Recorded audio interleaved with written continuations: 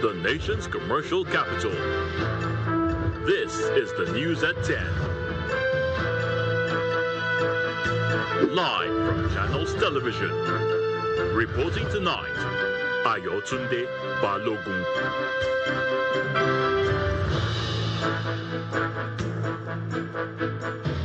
Hello and welcome tonight. PDP stakeholders led by Taminu Turaki hold talks with former President Goodluck Jonathan to explore solutions to the internal rifts within the party. Tension mounts in Kano State as Governor Abba Yusuf is reportedly planning a move to the ruling All Progressives Congress APC. President Bola Tinubu appoints Dr. Titilayo Dushote as the first female Director General of the Nigerian Law School since its establishment.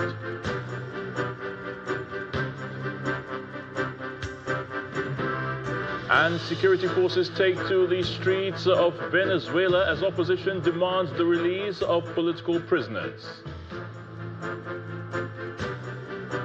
On business news, electricity distribution companies record over 570 billion naira revenue in Q3 2025, driven by improved collection efficiency nationwide. On sports news tonight, Algeria defeats DR Congo 1-0 in extra time to secure a 2025 AFCON quarter-final clash with Nigeria Super Eagles this Saturday in Marrakesh. And from the nation's capital, resident doctors announced plans to resume their strike on January 12, accusing the federal government of reneging on agreements previously reached with the union.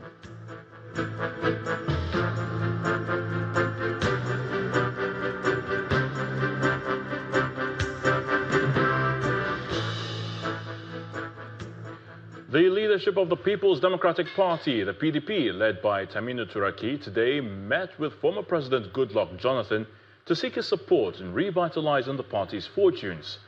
The meeting, held behind closed doors at the former president's Abuja office, was attended by several founding members of the PDP, including former Niger State Governor Babangida Muazu Aliyu and the former Minister of Information, Professor Jerry Gana.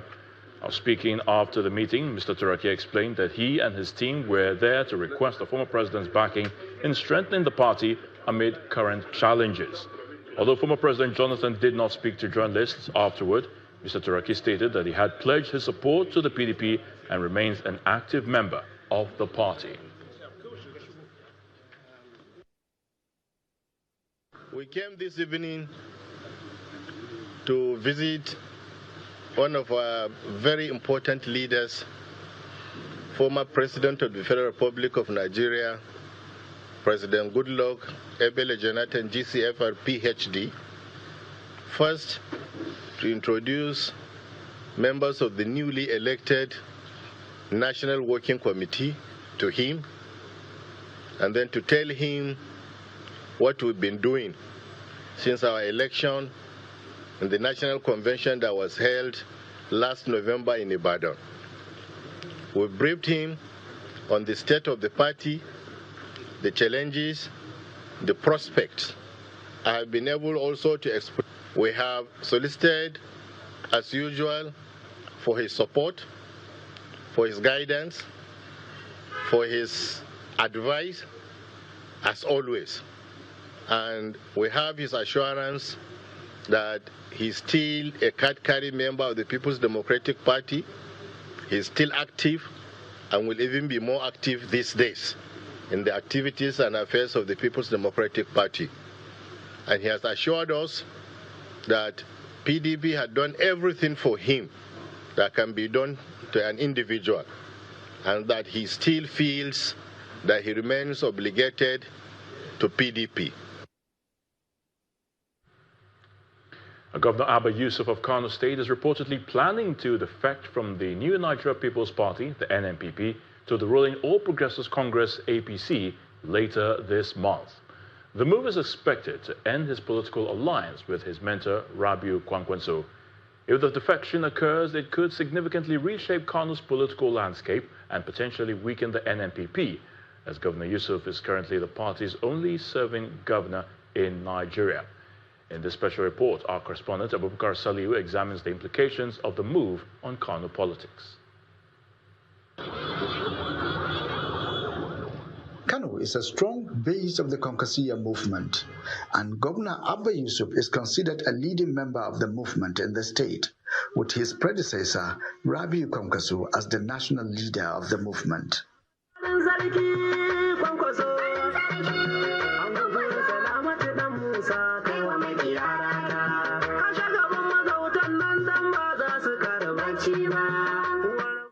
However, reports of the governor's planned defection from the New Nigeria People's Party, NNPP, to the All Progressives Congress, APC, is threatening to impact the cohesion within the movement and the overall political landscape of Kano State.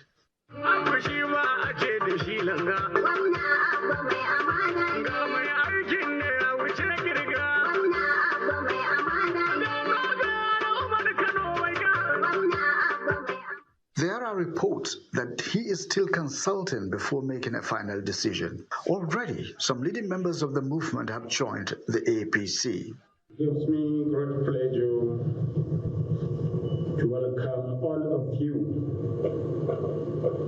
to the 36th State Executive Council meeting. Governor Yusuf is expected to join the APC with several lawmakers and local government chairmen.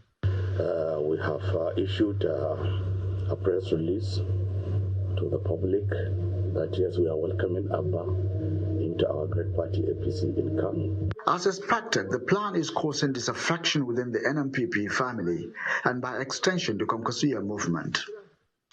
The state chairman of the party was suspended, though he's appealing to the governor to reconsider his move. We use this opportunity again to play with him. He should, because for the sake of Allah and that our noble Prophet Muhammad sallallahu alaihi wasallam, I'm appealing, I'm praying, I'm hoping, and I'm begging our executive governor, our one and only in the country, to please don't move to any party. The national leader of the party, who had opposed the removal of the state chairman, also kicked against the defection plan, describing it as betrayal. Of course, I am aware that very few of you have decided to cross the line, to go to the other side. Don't worry. Don't worry. But if you know them, advise them. Nobody in this country or elsewhere has ever succeeded with buttilage, betrayal. A Kano-based political scientist analyzes the intricacies surrounding Governor Yusuf's proposed defection. The process or the defection process that is going on now here in Kano is not something unpredictable. If you look at the intricacies within NNPP, one will not be surprised to see the governor, moving out of the party to APC. At the national level, NNPP is divided. The one we have here in Kano and the national body, the one at the national level, and there are court rulings which said that perhaps the national organ is the real party. Some Kano residents also react to the proposal. It's not a crime. You cannot link defection to any political party by anybody as a crime or as a betrayal, as somebody want to put it. I see defections as a choice, as political choice and determination and decision of a person, to align with a group that he feel, is so suitable for him to go politically. The way I look at it is, when you born a child, you expect him to grow. So I expect his mentor to be a father, continue to play his role as a father, but you allow your boy to make his choice. For now, the situation remains fluid. with reports suggesting plans by Kwankwaso to explore alternative political options, including joining forces with other opposition parties. Abubakar Salihu, Channels Television News. The Minister of the Federal Capital Territory, Mr. Nyesom Wike, has stated that there was no written agreement between him and President Bola Tinubu ahead of the 2023 general elections.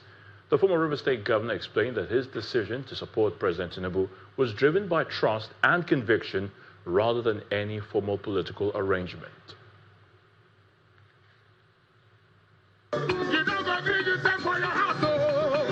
The minister of the FCT, Nyesom Wike, was in Degema on Tuesday in continuation of his thank you visits across river states.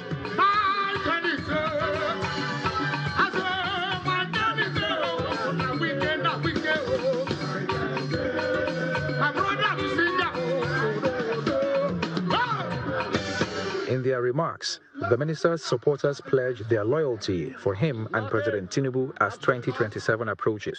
Your Excellency, you have said that Tinubu is our incoming president. Yes, sir. And we must, as a local government, be behind you. Your Excellency will never put it to shame. We don't have much to give, but we are telling you today, give us the instruction, and you know, as always, Degema will follow. Degema will follow.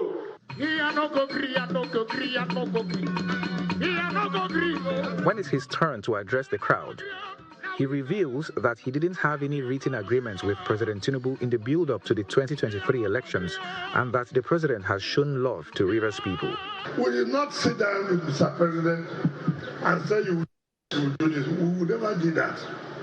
But all I know he told us was, go and support us.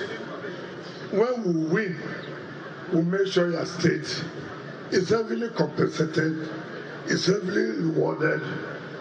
We do not sit down to say this is an agreement. But there are some people who have an agreement, we had an agreement. And all we are saying, keep to the agreement we have. Is that so? If you cannot keep the agreement, it's dangerous to do any business with you. Agreement is agreement to you. Agreement is agreement to you. As long as you don't reach it for settlement, you get to tell me nonsense. Agreement is agreement. From there, Mr. Wike pays a visit to the palace of Asari Dokubo, where he asks the agitator turned monarch and his supporters to steer clear of politics. Responding, Asari Dokubo promises to back the minister because of their long-term relationship. My family here is to talk to them and people. Let them know why we want to support the president.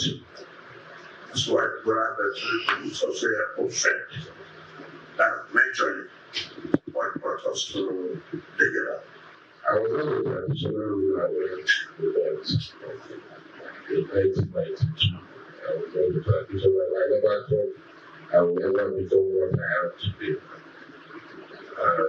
But I've had that closeness, and I think that we're going to use it. He has stood by me in my most difficult period, and it is now my turn to also stand by. This is the second traditional ruler the minister is advising to steer clear of politics as the battles between him and his successor intensifies. Charles Soporum, Channels Television News. In Enugu State, Governor Peter Mbai is urging workers and state executive members to remain committed to achieving the state's domestic revenue targets for the year 2026. He made the remarks during the state's resumption of work event held at the Government House in Enugu. We ensure that the domestic revenue projection we've set for ourselves this year, that we realize it, so that we're then able to absorb shocks coming from all these geopolitical tensions across the globe. And to realize that projection would come from doing your own bits, doing your own little bits. We have ambitious revenue targets across the different MDAs. And you all know that I'm not sure any of you in your MDA has a minting machine that mints money. It's based on the quality of service, based on the speed of service. That is how the revenue will come. And so, as we depart here today, let us have a renewed vigor to do our own bit, to play our own roles.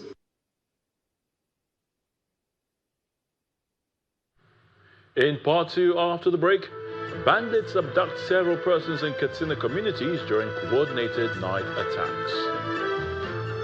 Please stay with us.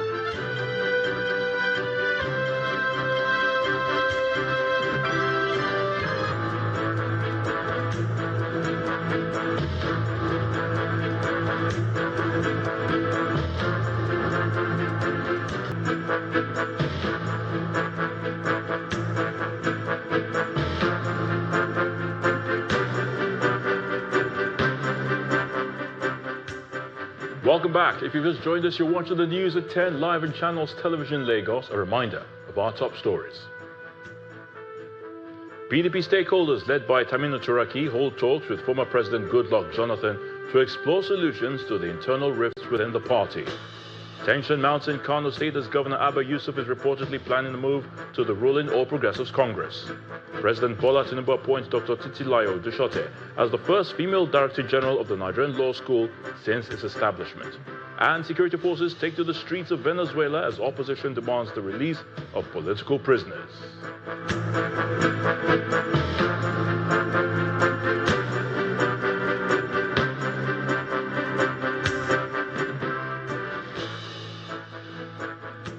President Bola Tinubu has approved the appointment of Dr. Olugbemisola Titilayo Dushote as the Director General of the Nigerian Law School. The appointment takes effect on January the 10th this year for a 4-year term, with the tenure of the current Director General, Professor Isa Hayatu Chiroma, expiring on January the 9th after 8 years of service. Dr. Dushote is currently the Deputy Director General and head of the Lagos campus and will become the first woman to lead the institution since its establishment in 1962.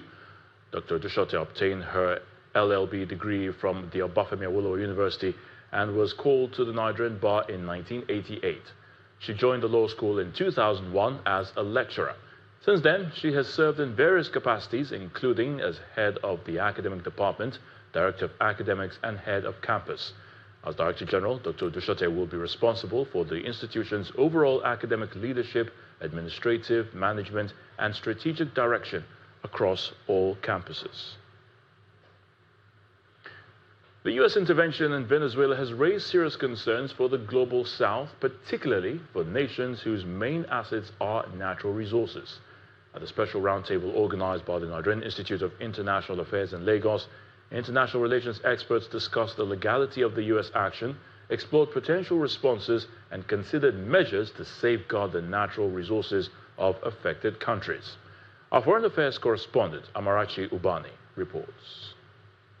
As details surrounding the U.S. capture of the Venezuelan president, Nicolas Maduro, and his trial in the United States begins to unravel, Nigeria's foremost international relations think tank put together a special roundtable to discuss the issues and preparation for what they describe as a new world order.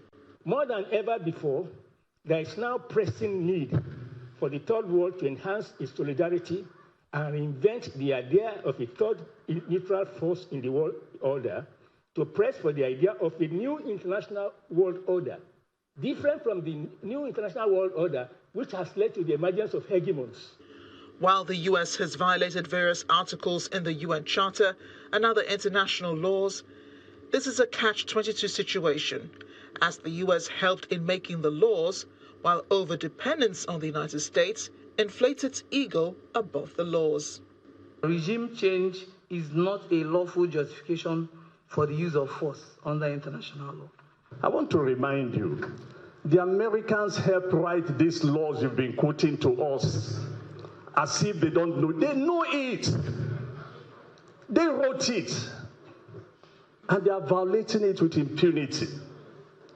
And that's simply because, Your Excellency, sir, over the last couple of years, we have encouraged the United States. We have enabled the United States. Anytime there's a global crisis, who do we turn to? The United States. The experts rule out direct defiance against the United States, opting instead for a unified approach. You cannot afford isolated responses. The kinds of responses that can work are collective responses. We need coalitions. We need to build strong coalitions. Advocacy, that's the key thing. Here's a summary. The United States foreign policy remains complex, and its actions driven by national self-interest and shifting presidential doctrines, which dominate the game of international relations. Countries will need to strengthen their bargaining power to remain on the table. Amarachi Ubani, Channels Television News. To security now, troops of the 6th Brigade Nigerian Army, in coordination with Sector 3 of Operation Wellstroke, have foiled a kidnapping attempt and rescued 3 victims in a swift, intelligence-driven operation in Taraba State. The operation, conducted on the 5th of this month, followed credible intelligence received by 6th Brigade troops stationed in Jeb Town, indicated the presence and activities of suspected kidnappers in Sangai Village, Bachama Ward in Karim Lamido local government area. According to a statement by the brigade's public relations officer, Lieutenant Umar Mohammed, the kidnappers abandoned their captives and fled upon sighting the advancing troops. The rescued victims, Nimran Umar, Abba Faras Ibrahim, and Habila Yunusa, are currently in military custody, receiving care and undergoing documentation before being reunited with their families.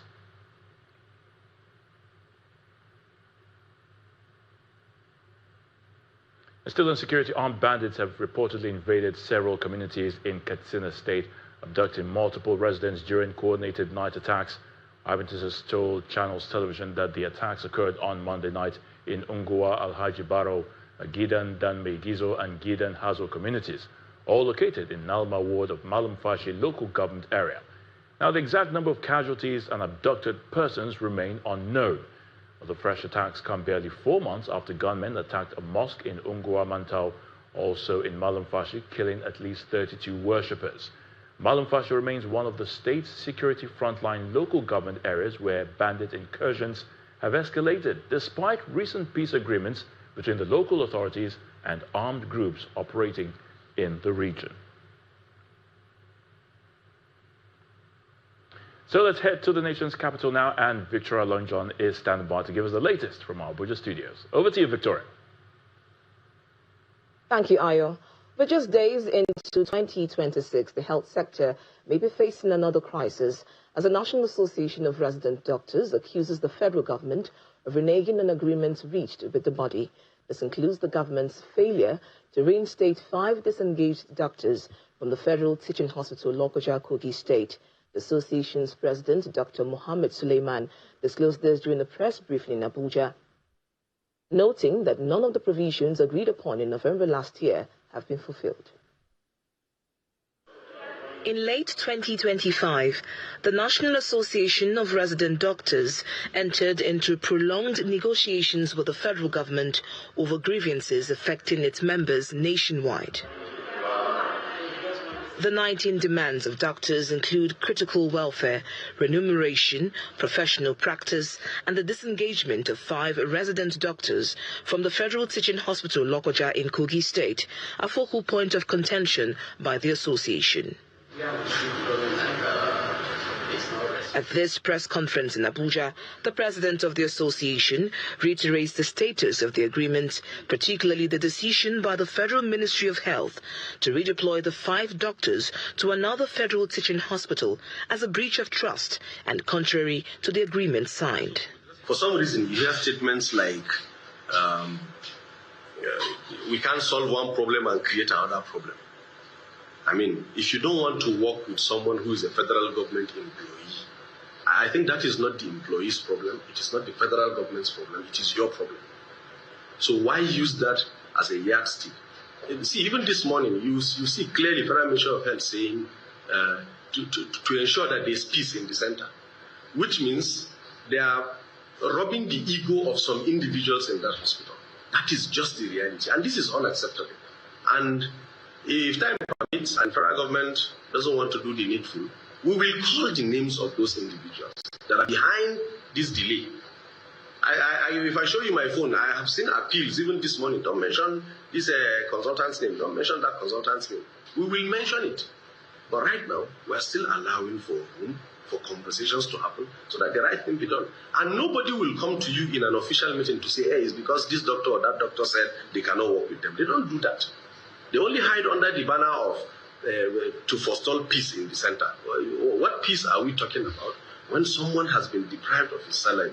And again, I am not a member of that committee. I am not a member of House of Reps. How they arrived independently at that conclusion to reinstate them back to Lokoja is beyond what a NAD president or a NAD member can influence. The association is also insisting on resuming the previously suspended indefinite strike on January 12th. Nigerian Association of Resident Doctors shall resume the previously suspended total, comprehensive and indefinite strike action with effect from 12 a.m. on Monday, 12 January 2026. Accordingly, all members of the Nigerian Association of Resident Doctors in all 91 tertiary health institutions nationwide are hereby directed to withdraw their services completely and indefinitely. Without concrete and transparent action by the federal government to fulfill its commitments, the association warns that there are consequences for healthcare delivery across Nigeria. Now, still on healthcare, Governor Usman Ododo of Kogi State has pledged to maintain and improve the provision of quality healthcare and social amenities across the state, with a particular focus on rural communities.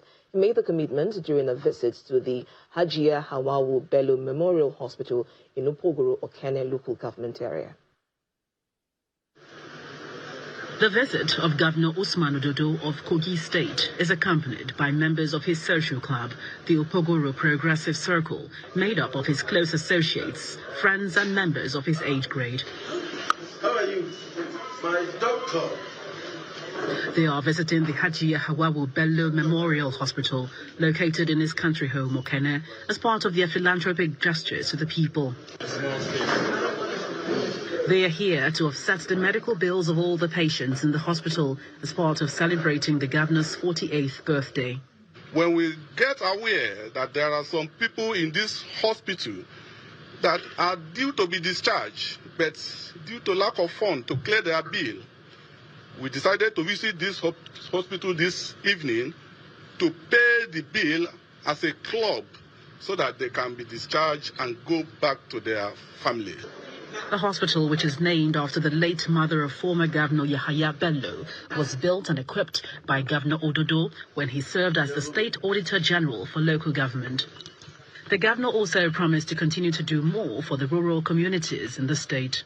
Well, today we are here to visit this hospital, Hajiya Hawawu Bello Memorial Hospital, to see how life is treating some of our friends, some of our brothers, and of course, our sisters. We do meet every year to interact with our people, to have first-hand information. What is their challenges? Because this is where we are from. Governor Ododo also used the opportunity to commend the management of the hospital as he makes a donation of 50 million naira. I don't believe in a jamboree. I don't believe in any occasion. I see it as a waste of resources where people are suffering. There are those that don't know what to take today. There are those that have not eaten. So in my own little effort to appreciate God Almighty for giving me life up to this moment, I'm going to support this hospital personally with the sum of 50 million naira. The governor is committing to increasing investment in rural areas, especially in the area of social amenities, which he believes will transform the communities for better. Now, still ahead on the news at 10, electricity distribution companies record over 570 billion naira in revenue in the third quarter of 2025, driven by improved collection efficiency nationwide. That's some business news to join us again.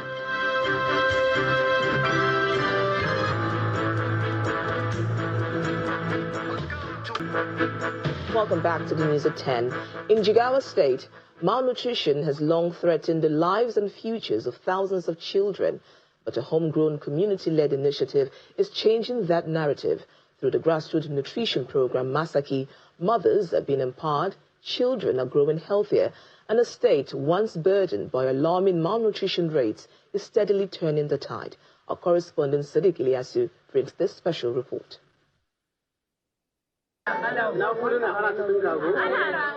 A quiet but powerful transformation is underway in Nigeria's Jigawa state, where communities once gripped by child malnutrition are finding hope through the Masaki Nutrition Initiative, a community-based program that empowers mothers with practical skills and sustainable solutions, supported by government and driven by local action.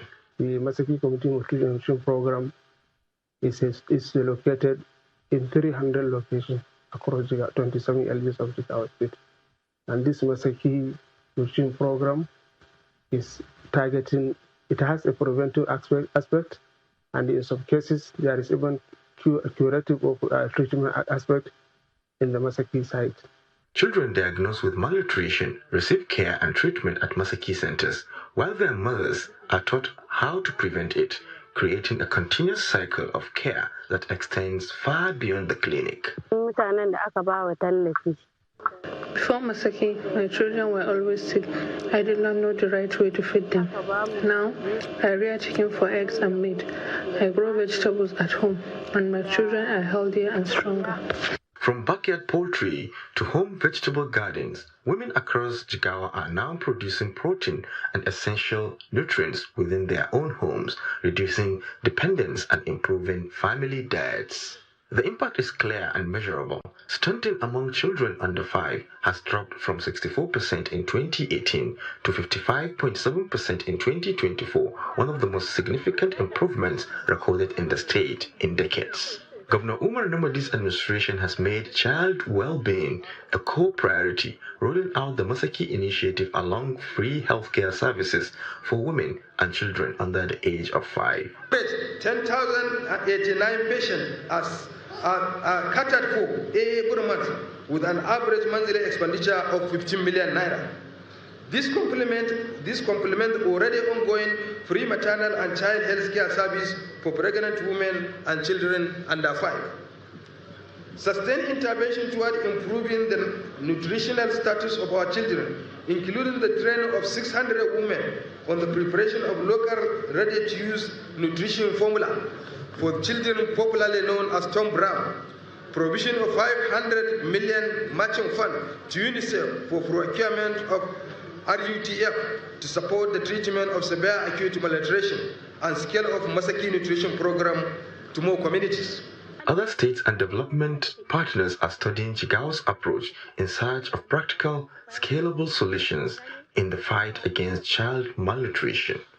In Jigawa State, for example, the collaboration between UNICEF and the Jigawa State government has resulted in the Masaki Initiative, a community-driven initiative to address child malnutrition in children under 5.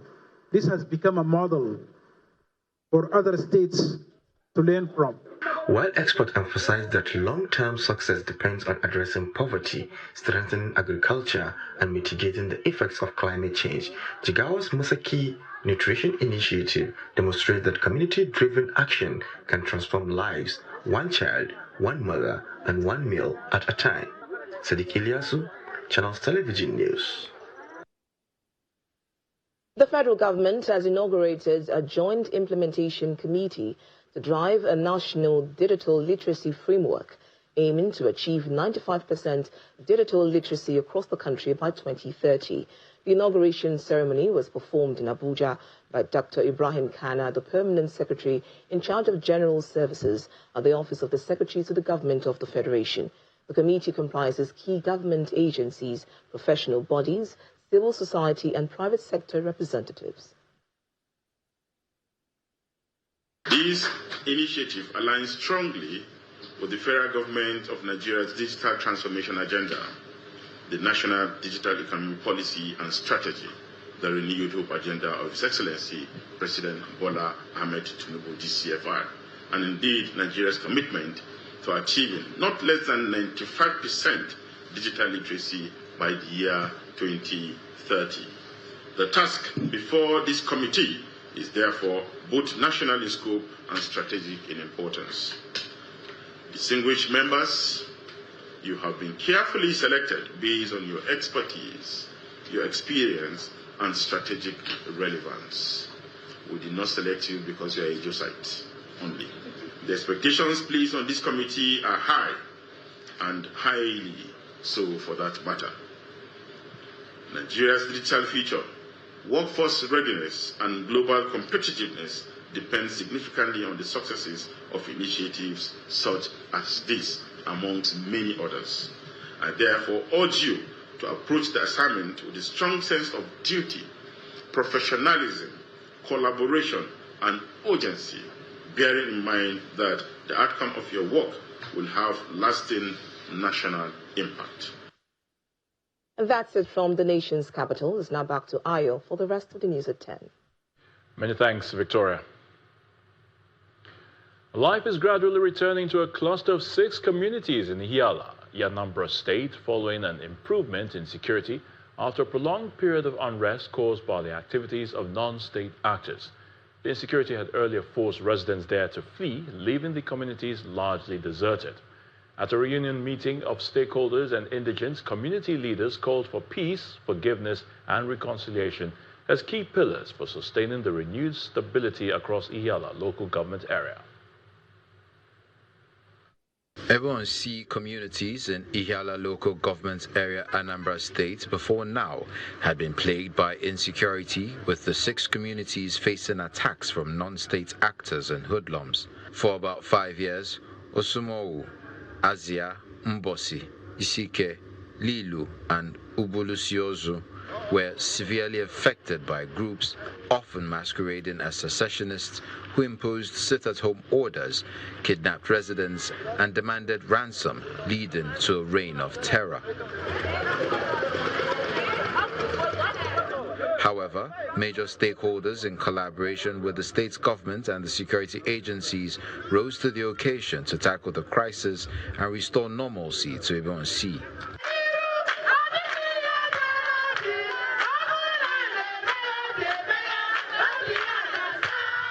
I'm very glad that I'm here for the first time in the last 4.5 years. In the last 4.5 years, communities have suffered. But at all times, we must preach peace. And we must preach forgiveness. I've contacted those of our people who decided to do things the other way, and they've listened to me, and that's why we're here today. I plead with those who have disagreed with the system to lay down their arms in peace, and I think they are doing so. And I plead with communities to forgive anyone who has given it up. There's no victor, there's no vanquished. Members of the community extend appreciation to President Bola Tinubu, the governor of Anambra State, Professor Chukwuma Soludo, as well as stakeholders who worked tirelessly towards the restoration of peace and security in the area. Non-state actors took over everywhere. They bomb police stations, destroy all the public assets in my local government. But since the assumption of office of Mr. Governor, things have begun to change. Our leader, Chief Barrister Ellen Onyema, have brought all the President Generals of Ebenezer community in the local government to find a peaceful approach to this insecurity, and the yielding result. The reunion is not without significance, as the leader of the Ebonyi distributes to each of the 6 communities 1,050 kg bags of rice to be shared by the people in their various communities. This is to show that once the women can activate their kitchens, normalcy has indeed been restored. Let's check out what's happening in the world of business. Here's Dominic Iwiwo. Dominic?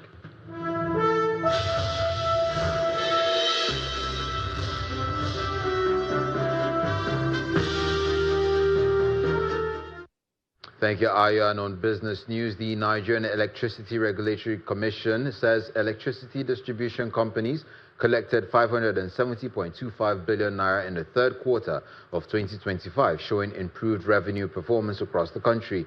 The amount was recovered from 706.61 billion naira billed, giving discos an 80.7% collection efficiency, up from 76.07% in the second quarter. NERC highlights stronger billing, metering, and payment enforcement as key drivers. Performance varied across the country, with Ikeja Disco achieving 100% efficiency, Eko, Benin, and Abuja above 8%, while Kaduna Disco recorded the lowest at 45.67%. Nigeria's capital markets is expected to remain bullish in 2026, supported by bank recapitalization, rising investor confidence, and growth-focused policy measures. This forecast is made by the Central Bank of Nigeria in its Outlook report for 2026. The report highlights initiatives such as NGX collaboration with the Ministry of Industry, 0% capital gains tax for small businesses, and a 150 million naira exemption for retail investors. However, regulators caution that ongoing recapitalization could increase concentration risk in the banking sector and potentially crowd out other market issuers. Now, Fidelity Bank has raised 259 billion naira through a private placement as part of its bank recapitalization program. The offer, approved by regulators, closed on December 31st, 2025, increasing the bank's eligible capital from 305.5 billion naira to 564.5 billion naira pending final approvals. The lender says the raise follows shareholder authorization and, combined with funds raised in 2024, positions it to meet the 500 billion naira minimum capital requirement for international banks. The domestic equity sustains bullish momentum for the second day, soaring to a new record high. Inijon Mekwa has the details.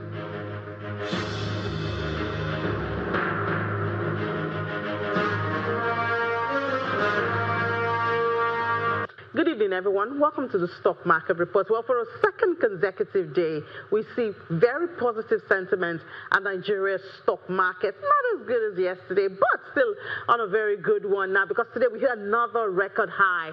Today, investors brought 469 billion naira to the market and brought the market cap up to 102.275 trillion naira. That's another record high. We closed at 101 yesterday. The all share responded to this, and we saw 0.46% of the all share in the green. And yes, we did about 161,000 at intraday, but a lot of profit taking did happen, and so we see the all share drop to 159,951.08. In spite of this, we saw market mover Dangote Cement today adding 26 naira to its share price, and it closed at 635 naira at the close of trade. Now, those profit taking I was talking about, well, they were mostly on the food gas, and we saw banking responding to that. Access Co, First Holdco, UBA, and Zenith Bank. A lot of profit taking happened on them, and banking dropped 0.05%. Another sector that saw that is consumer goods. And Dangote Sugar, Champion, Honeywell Flour, International Breweries, investors feasted on them. Oil and gas, however, seems to be, the most attractive to take some of those profits for investors. So we saw it down 2.6%. O&O, Aradel, those ones, the investors just took a lot of profit from out of that. And so at the end of the day, thanks to Dangote Cement, though, the profit taking did not weigh the market down. Instead, we still saw the bull at the close of the trade.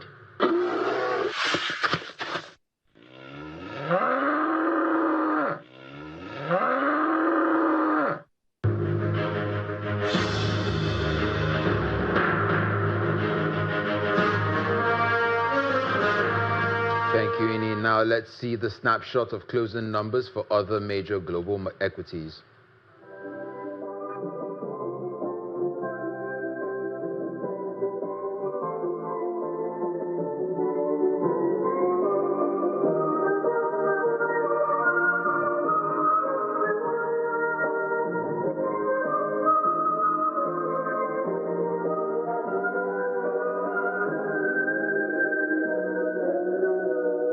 And that's it on business news. Back to Ayotunde for the rest of the news at 10.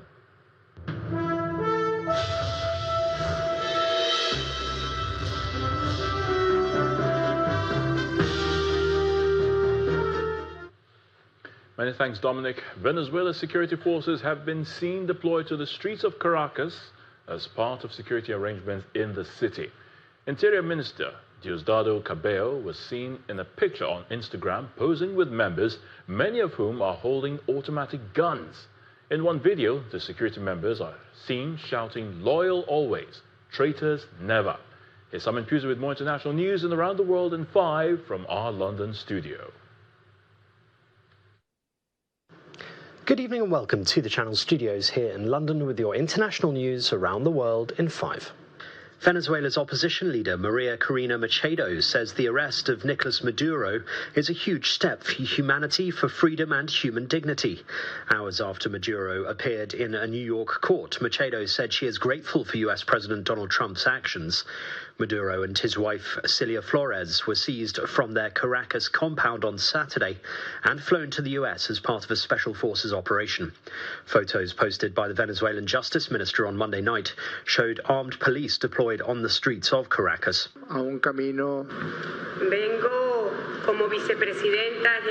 Meanwhile, Delcy Rodriguez has been sworn in as Venezuela's interim president in a parliamentary session that began with demands for the release from US custody of their ousted leader. I do want to say today, on behalf of the Venezuelan people, how grateful we are for his courageous vision, the actions, historical actions he has taken against this narco-terrorist regime to start dismantling this structure and bringing Maduro to justice, which means that 30 million Venezuelans are now closer to freedom, but also that the United States of America is a safer country nowadays. French President Emmanuel Macron is hosting Ukraine's leader Volodymyr Zelensky and other key allies of the country as efforts intensify to agree security guarantees for Kyiv in the event of a ceasefire with Russia. Heads of state and top officials from more than 30 countries, part of the so-called Coalition of the Willing, are taking part, including US mediators in peace talks Steve Witkoff and Jared Kushner. Zelensky met Trump recently and said his plan to end the war with Russia was 90% agreed. Local authorities in Switzerland say Le Constitution Bar had not had any safety checks, investigations or auditing in 5 years. They also announced a ban on the use of sparklers in local venues. Sparklers on bottles carried too close to the ceiling were the likely cause of the fire. Police said on Monday that 83 people remained in hospital, with the injured all identified, including at least 12 nationalities. A wave of protests sparked by Iran's failing economy has continued for a 10th day as President Donald Trump renewed his threat of US intervention. Videos published online showed demonstrators in the capital Tehran and the southwestern city of Yasuj.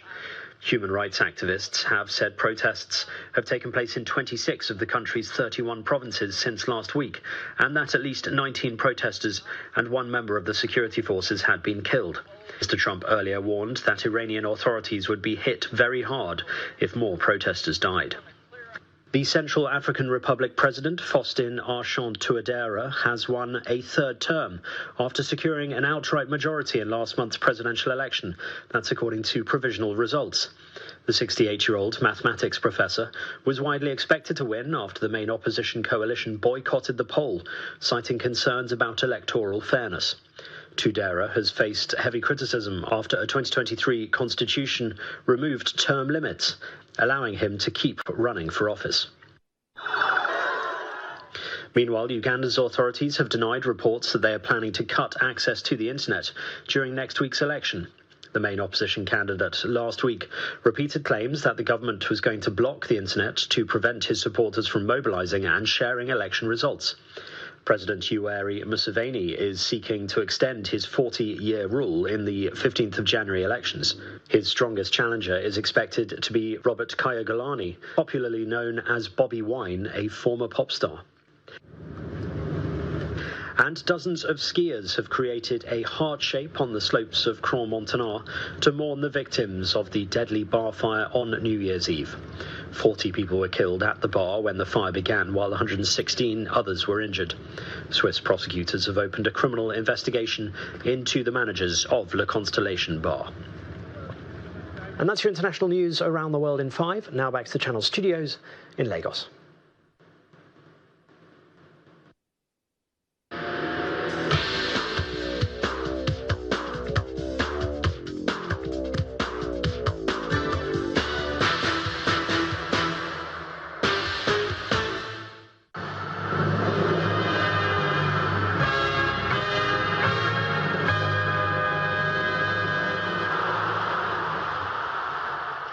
Many thanks indeed, Simon, and welcome to Sports News. Let's begin in Rabat, Morocco, where Algeria have booked their place in the quarterfinals of the Cup of Nations thanks to a dramatic extra-time victory over DR Congo. With the clock ticking down and penalties looming, it was Abdel Boulbini who delivered the decisive moment. Just 2 minutes from the end of extra time, the Qatar-based forward was released down the left, drove into the box and unleashed a thunderous strike that ripped into the net, sparking wide celebrations and sealing a remarkable late win. The pulsating encounter at the Moulay El Hassan Stadium looked destined for a shootout until Boulbini's moment of brilliance changed everything. Up next, Algeria face a huge test as they lock horns with Nigeria in the quarterfinals this Saturday, a mouth-watering clash with a place in the semi-finals at stake. In the meantime, the reigning champions Côte d'Ivoire continue their quest for a second consecutive continental trophy by defeating Burkina Faso 3-0 in the competition. In high-stakes West African derby held at the Grand Stade there in Marrakech, the Elephants showcased the clinical efficiency that has made them the team to beat in this tournament. Up next for Côte d'Ivoire is the Pharaohs of Egypt in the quarterfinals this Saturday. Super Eagles forward Ademola Lookman, fresh from a second Man of the Match award at the tournament following Nigeria's emphatic 4-0 victory over Mozambique, has brushed aside talks of individual glory. With 3 goals already to his name, Lookman insists his focus remains firmly on helping the Super Eagles of Nigeria deliver the results on the continental stage. He also paid tributes to teammate Ako Adams, whose effort proved crucial in breaking the deadlock against the Mambas. Personally, just thinking about the team winning. Now we're in the quarterfinals. So our next opponent is going to be another strong team. Today we scored 4 goals. Another big performance from the team, so that's all I care about. Ako is a very, very strong player. He brings different qualities to the other attackers, obviously, but you know, his game understanding is there. He understands, you know, sometimes he drops in and he plays, and he's not just a number 9 who just pins and holds the ball up. He's got different elements to his game, so yeah, as long as he continues to perform like that, I'm sure, you know, he'll keep on growing and growing and getting better and better.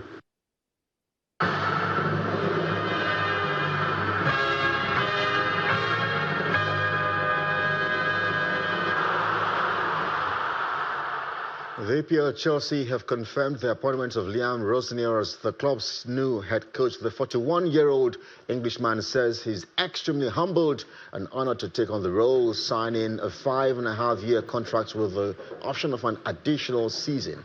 Liam steps into the dugout following the departure of Enzo Maresca, who left the club on New Year's Day. The new Chelsea boss will watch his side in action from the stands when the Blues face Fulham at Craven Cottage in the Premier League on Wednesday, before officially taking charge of his first training session on Thursday. Well, that's Sports News Tonight. I am Kelly Egiga. It's back to Ayotunde.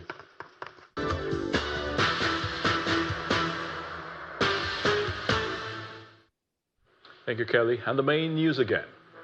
PDP stakeholders, led by Tamina Turaki, today held talks with former President Goodluck Jonathan to explore solutions to the internal rifts within the party.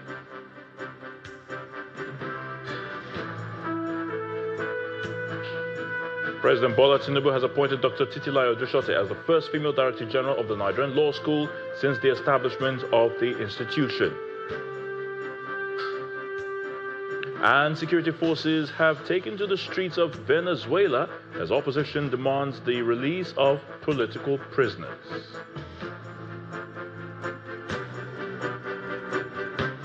That's the news at 10 tonight. Thank you so much for watching. I'm Ayo Tunde Balogun, and you have a good night.